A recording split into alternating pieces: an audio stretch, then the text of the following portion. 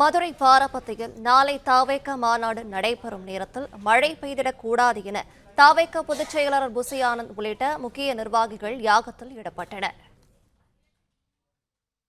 கூடுதல் விவரங்களை செய்தியாளர் ஜபர்சன் வழங்கிட கேட்கலாம். ஜபர்சன், வணக்கம். விவரங்களை சொல்லலாம்.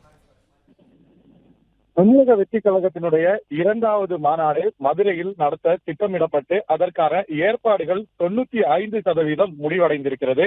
முழுமையாக இங்கு வரக்கூடியவர்கள் வரக்கூடிய வாகனங்களை நிறுத்துவதற்கு பிரத்யேகமாக இடம், அதே போல வந்தவர்கள் அமர்வதற்கான இருக்கைகள் என அனைத்து வசதிகளும் செய்யப்பட்டிருக்கிறது.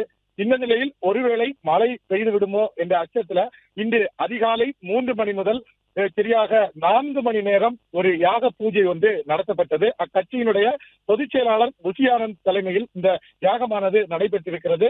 தொடர்ச்சியாக 4 மணி நேரம் நடைபெற்ற அந்த யாகத்துல மழை பெய்யக்கூடாது, அதே போல எந்தவித அசம்பாவித சம்பவங்களும் நடக்கக்கூடாது என்று குறிப்பிட்டுத்தான் இந்த யாகம் நடைபெற்றதாக சொல்லப்படுகிறது.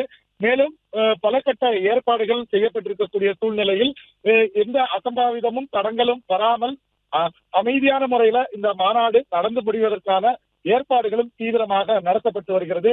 3000க்கும் மேற்பட்ட போலீசாரும் இந்த பகுதியில குவிக்கப்பட்டு பாதுகாப்பு பணி மேற்கொள்ளப்பட்டிருப்பதாக சொல்லப்பட்டிருக்கிறது. மேலும் நடிகர் விஜயும் தாவேகா கட்சியினுடைய தலைவருமான விஜய் இன்றைய தினமே இங்கு இந்த மாநாடு நடக்கக்கூடிய பகுதிக்கு பின்புறமாக மேடை அமைக்கப்பட்டிருக்கக்கூடிய பகுதிக்கு பின்புறமாக இருக்கக்கூடிய அந்த பகுதியில் அமைக்கப்பட்டிருக்கக்கூடிய கேரவனுக்கு இங்கேயே தங்குவதற்கான ஏற்பாடுகளும் செய்யப்பட்டிருக்கிறது. ஆகவே எந்த அசம்பாவித சம்பவங்களும் நடைபெறாமல் மாநாடு நல்லபடியாக நடந்து முடிய வேண்டும் என்பதற்காக 4 மணி நேர யாகமானது நடந்து முடிந்திருக்கிறது. பிளே ஸ்டோர் மற்றும் ஆப் ஸ்டோரில் இருந்து பாலிமர் செயலியை QR கோடு மூலம் பதிவிறக்கம் செய்யுங்கள். செய்திகளை உடனுக்குடன் பெறுங்கள்.